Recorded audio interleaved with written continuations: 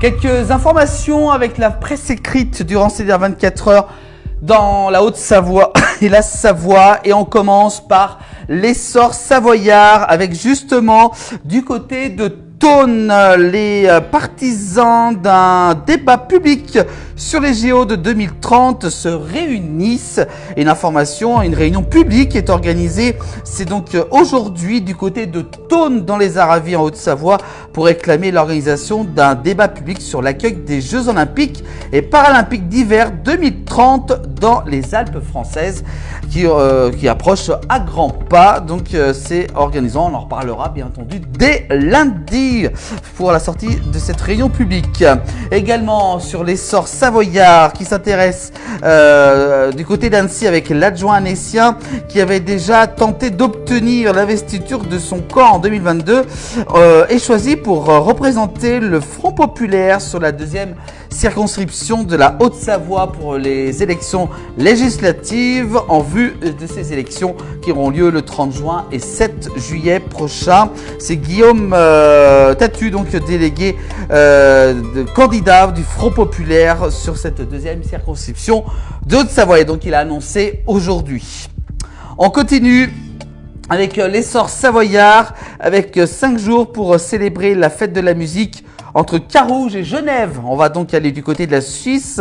C'est les 14 et 15 juin à Carouge et les 21, 22 et 23 juin. Donc la fête de la musique revient ambiancer les villes pour le plus grand bonheur des amateurs de son et de danse. Ça se déroulera donc en Suisse du côté de Carouge et de Genève. Notez bien ces dates si vous voulez donc fêter la fête de la musique chez nos voisins suisses. On continue avec cette fois-ci France Bleu Pays de Savoie. Les cadavres des bouquetins ont été découverts près de l'alpage du Millage du côté de Saint-Gervais-les-Bains en Haute-Savoie. 6 bouquetins exactement abattus par balles. Le parquet de Bonneville lance un appel à témoins. On peut voir sur ces images après cette photo donc de cet article de France Bleu Pays de Savoie. Voilà donc encore une histoire assez inquiétante.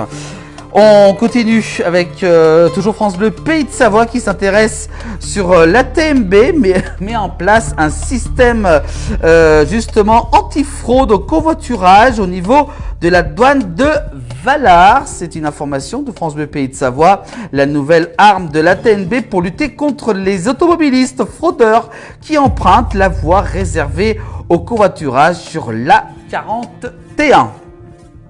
On continue avec l'information, cette fois-ci avec le messager du Chablais. On revient sur les élections avec Sabine Opilard, qui est nommée sous-préfète de Thonon-les-Bains, alors que Emmanuel Cocan est prêt à rejoindre son nouveau poste en Bretagne. On en a parlé durant cette semaine. C'est donc Sabine Opilard qui prend la succession au poste de sous-préfet du côté de Thonon en Haute-Savoie.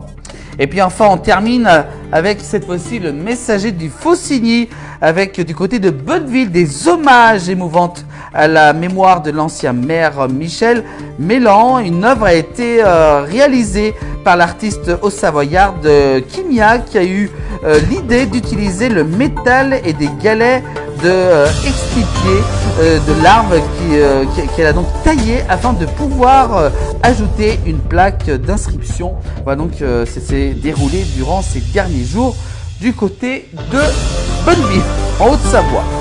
Voilà pour l'actualité dans nos pays de Savoie. Vous pouvez bien sûr revoir l'actualité sur l'ensemble des plateformes de la place du village et à retrouver également tous les soirs dans cette émission du 19h de la place du village du lundi au vendredi.